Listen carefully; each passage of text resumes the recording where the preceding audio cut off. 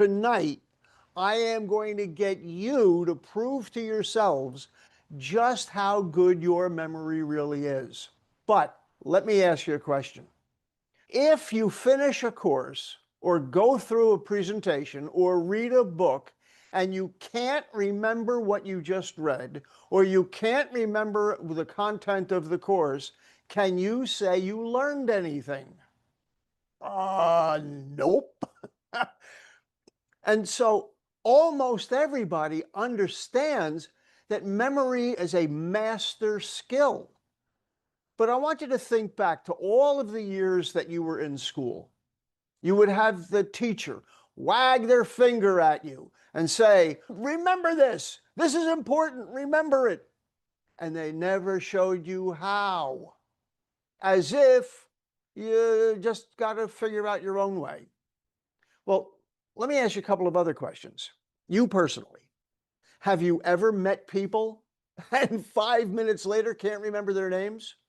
Have you ever put down your keys, your wallet, your eyeglasses, and then later on had to ransack your house looking for them? You had to play treasure hunt.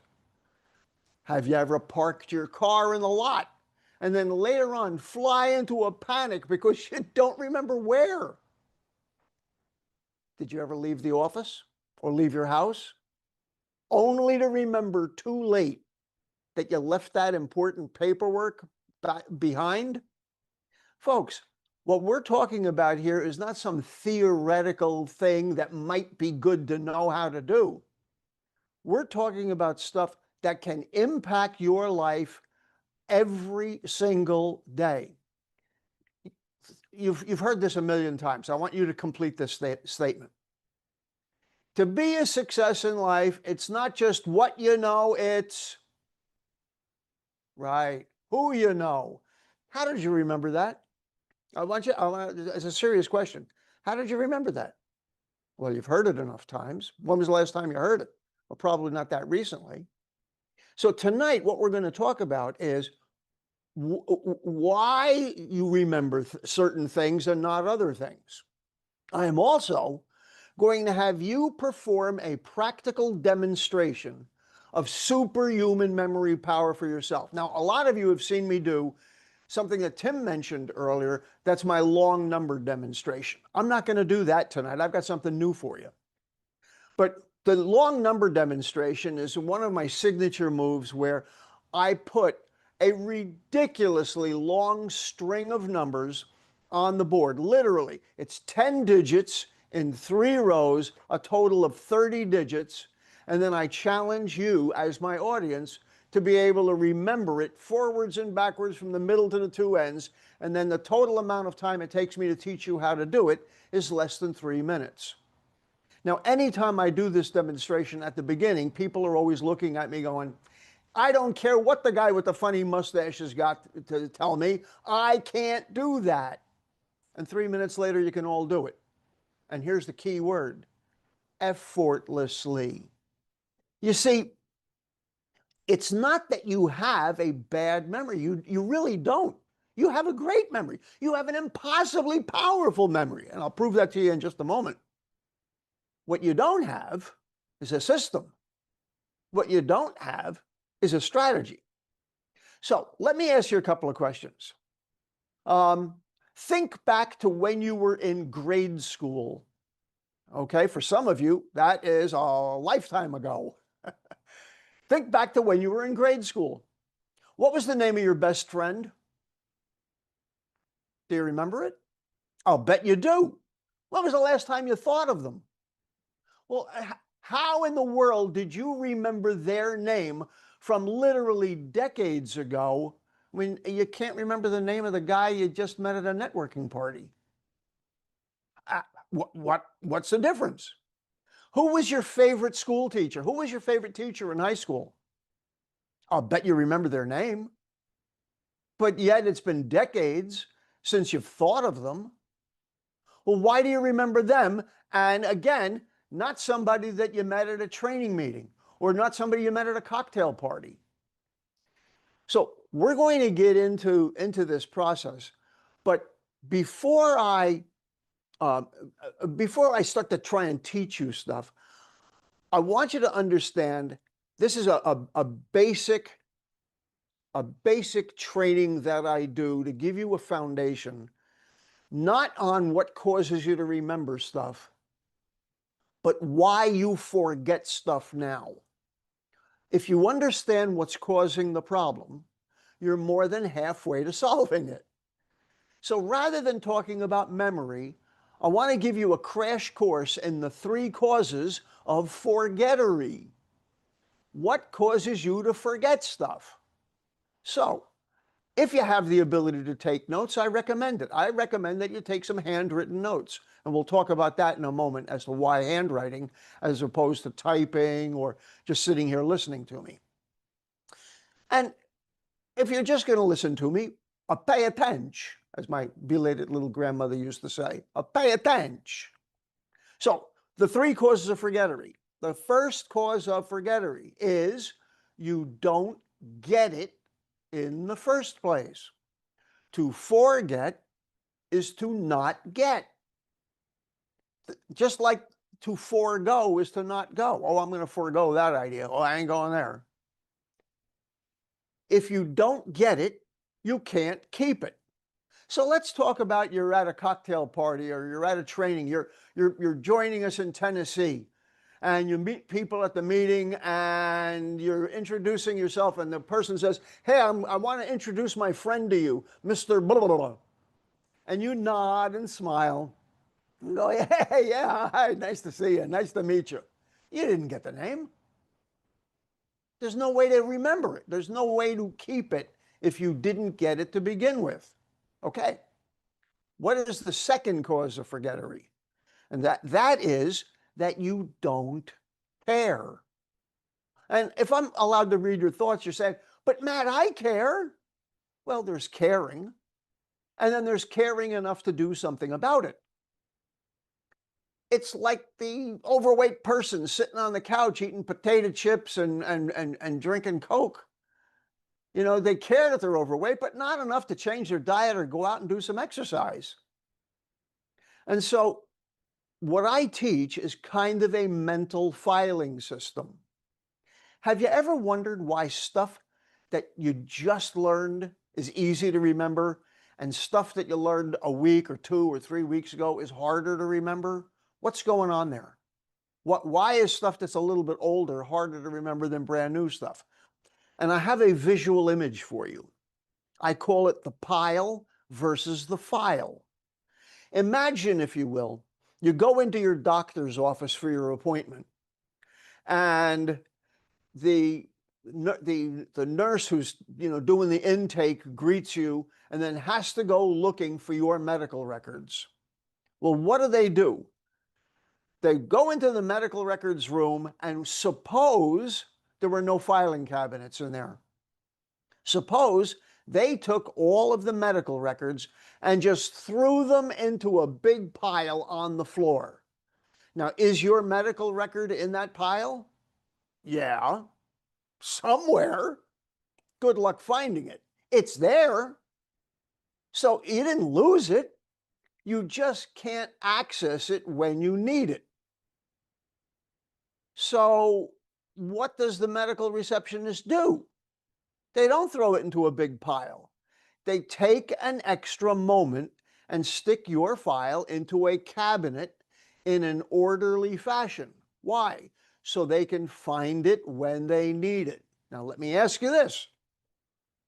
Does it take a little bit of extra effort to stick the file into the filing cabinet rather than just tossing it onto a pile? Sure. But what's really less work? The pile or the file? Well, the file is a little bit of, having to do the filing up front. Yeah, there's a little bit of extra effort, but just a little bit. Well worth it compared to having to go crazy trying to look for stuff in that big file. So in your mind, the stuff that's on top of the pile is the stuff you just recently learned. But the stuff that you threw onto that pile last week or last month, that's further down in the pile. the reason that you can't find it is you didn't put it away in an orderly fashion. So when I talk about that you have to care enough to actually take a moment to do some filing. And we're going to talk about some simple ways of doing that here tonight. But let me tell you the third cause of forgettery. So quick review. The first cause of forgettery is if you don't get it, you can't keep it. The second cause of forgettery is things like, oh, I must be getting the Alzheimer's. Please don't say that to yourself. My mother passed away from it. Oh, I can always remember a face, but I can never remember a name. Oh, my memory stinks. Oh, I'm terrible at remembering names. Folks, when you say that stuff to yourself, that is not the result of a bad memory. Get this. That's not the result of it yourself. I have problems remembering people's names. That either. So what do you say to yourself? You begin to say things that encourage your correct behavior. Tell yourself the outcome that you want. So when you meet the people at that barbecue, at that social, at that network training, at the Chamber of Commerce meeting, at the Elks Club, when you meet them, pay attention, really get their name. If it's a difficult name, ask them to repeat it. Many times I'll ask people to spell it. Sometimes I'll engage people in a conversation about the ethnic origins of their name, especially if they have a name that I've never heard before. People love to talk about their names. It shows that you care. You care about them, they'll care about you. Remember, you've heard this so many times. It's not what you know, it's who you know. And so one of the most valuable things that you can have is a network of contacts.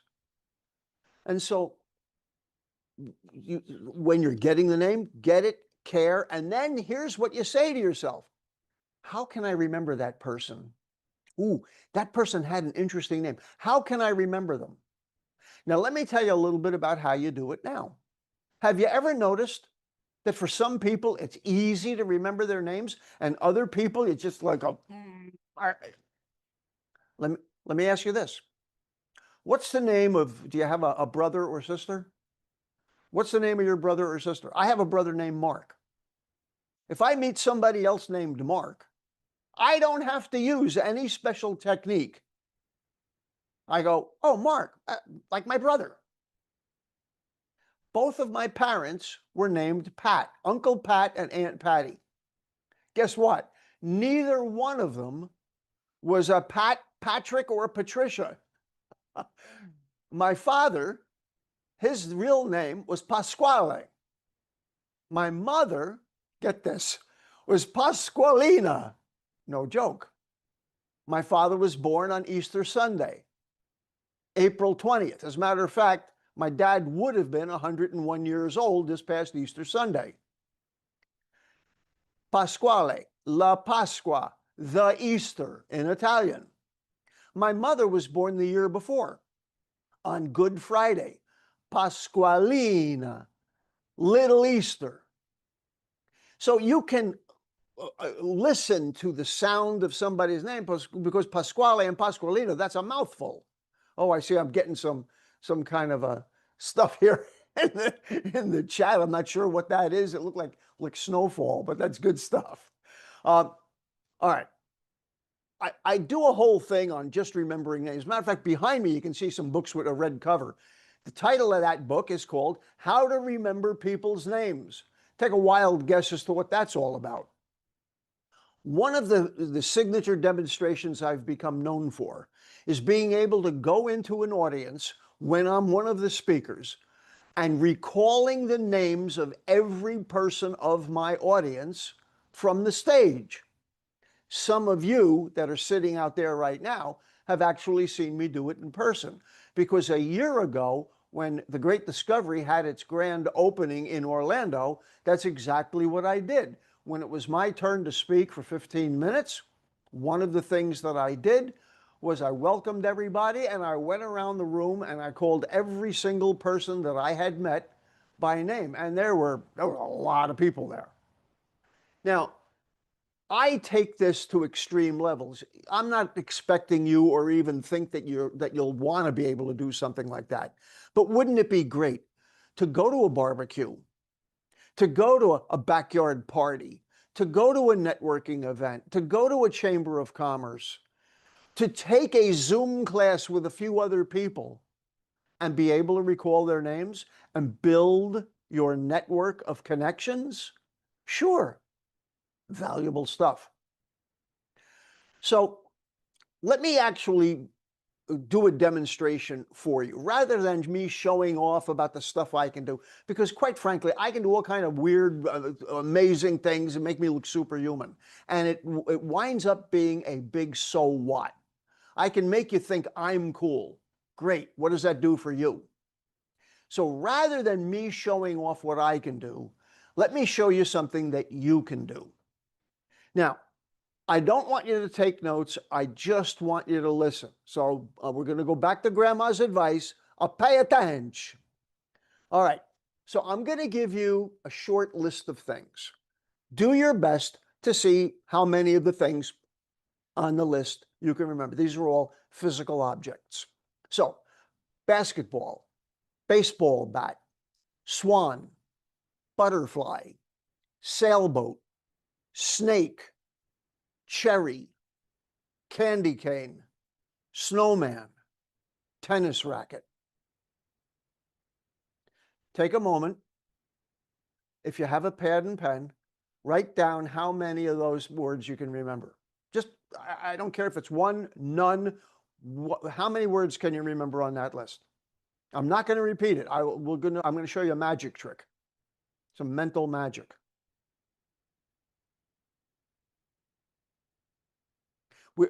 I need the I need the theme to that TV show.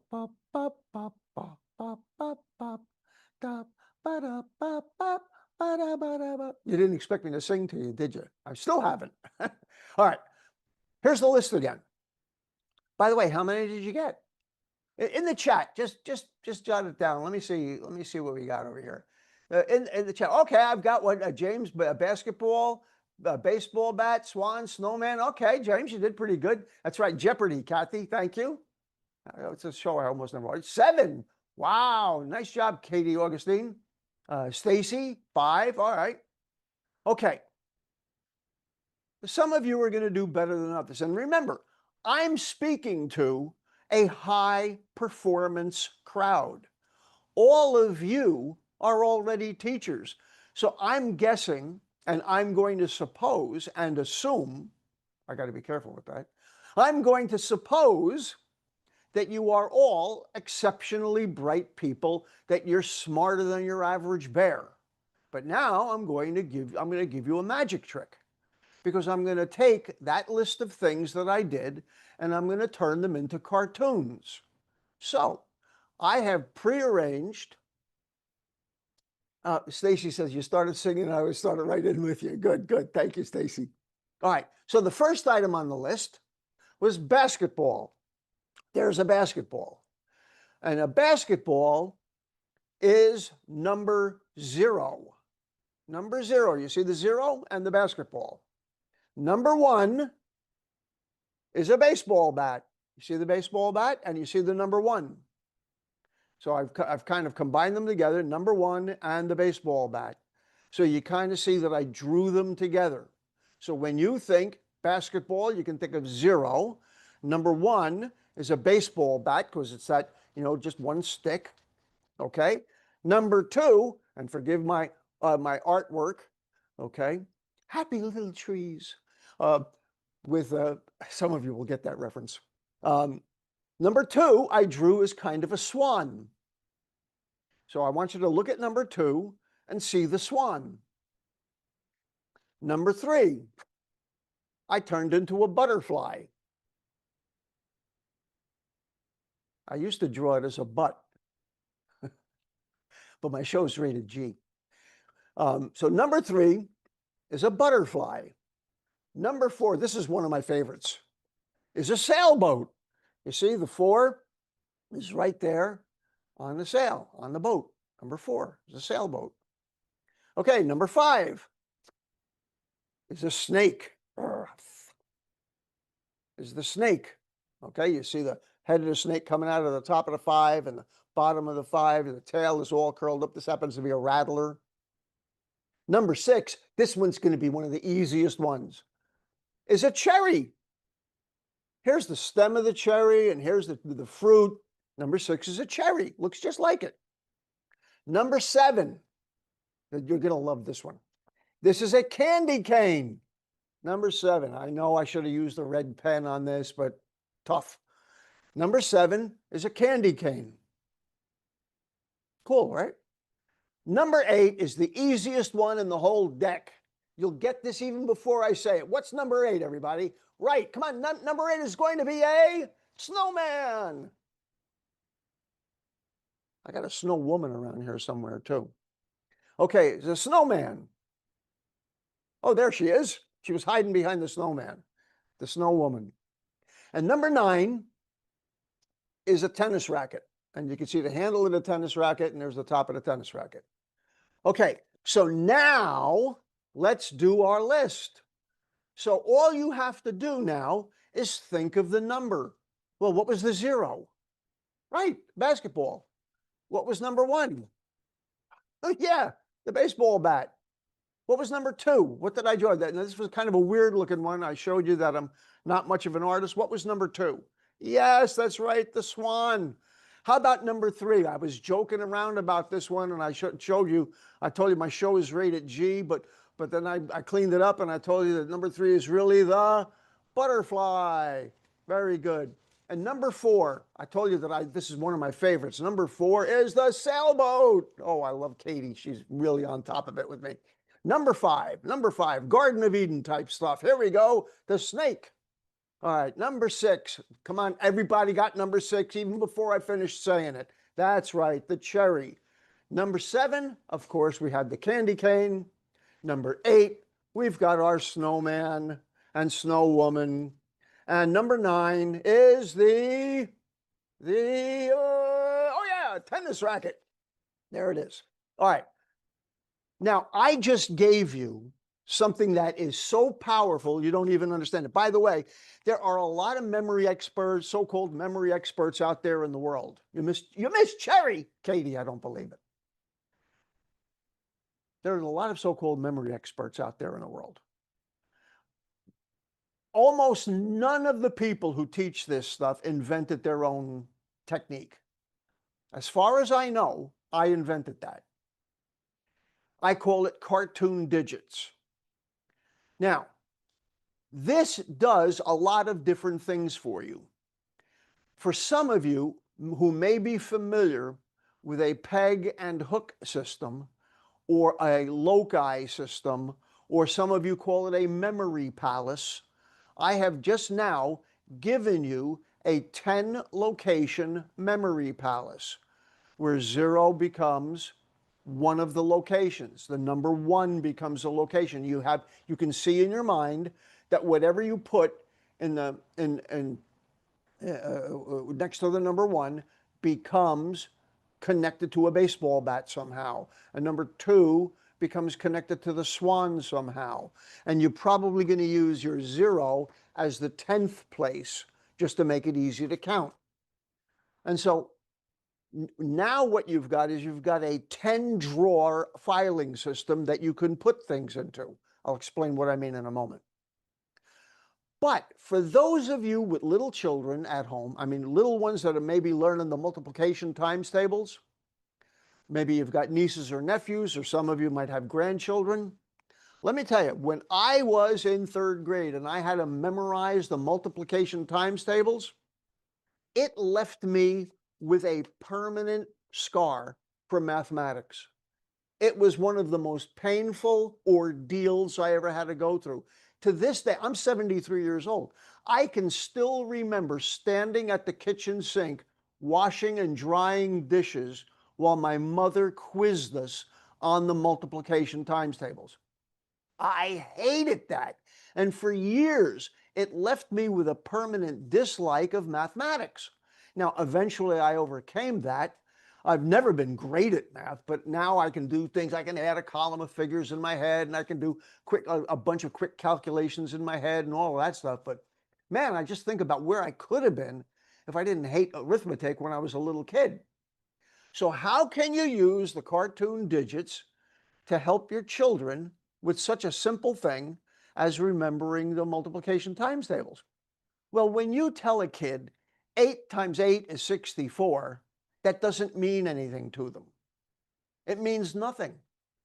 They just memorize it. It's just words. They're okay, and they drone through it. But what if you talked about Daddy Snowman and Mommy Snowman eating cherries on a sailboat? Because 6 is cherries and 4 is sailboat.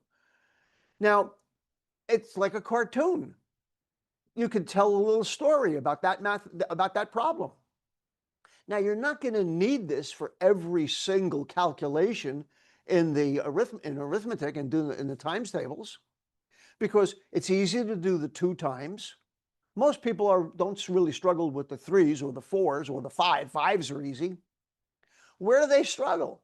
With the 7 times tables, the 8 times tables, and the 9 times tables. That's where most people struggle. Nobody struggles with the 10s or the 11s. And so on the ones where the kids get stuck, now you've got a game, something fun, something funny that you can trigger them with. So Daddy Snowman and Mommy Snowman eating cherries on a sailboat. All right, what about 8 times 7 is 56? Well, 8 is the snowman again. And then 7, well, that's the candy cane. All right, so now we've got Daddy Snowman. He's out walking with his candy cane walking stick. Old, Grandpa Snowman is out walking with the candy cane walking stick. And he comes across a snake eating his cherries. Snake, number 5. Cherries, number 6. And so you can imagine that Daddy Snowman or Grandpa Snowman gets mad at that snake and he starts clobbering him with his walking stick candy cane. So Daddy Snowman with the candy cane, 8 times 7, 56, snake, cherries. And so you can have fun, you can make a game out of it. All right, so I've got this course, I just put it into the chat, on how to have an incredible memory. So I've given you 2 courses. The second one, the one I just gave here at the end, Triple Your Memory Power, that's free. And in the free course, I really go into a lot of details about the 3 causes of forgettery. So if you have absolutely no budget, or you just want to, just try me out, go register for my free course on how to triple your memory power. You're going to be, literally, you will triple your ability to remember things. My paid course is $296. And so for some of you, that may be a little bit of a bite of the apple, and that's okay with me. But what I'm going to do to soften the blow a little bit is I will give you 2 hours of consulting with me, 4 half-hour sessions. I charge $150 an hour. So essentially, I'm going to make it a wash, where you take my course, and then you can call me on the phone. I'll give you my personal phone call.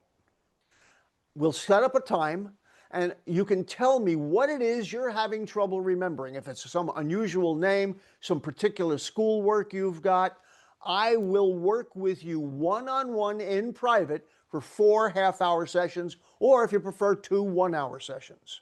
So that is my pitch to you all. Ladies and gentlemen, thank you very much for your kind attention. I wish you all the habits of the rabbits. Go forth and multiply.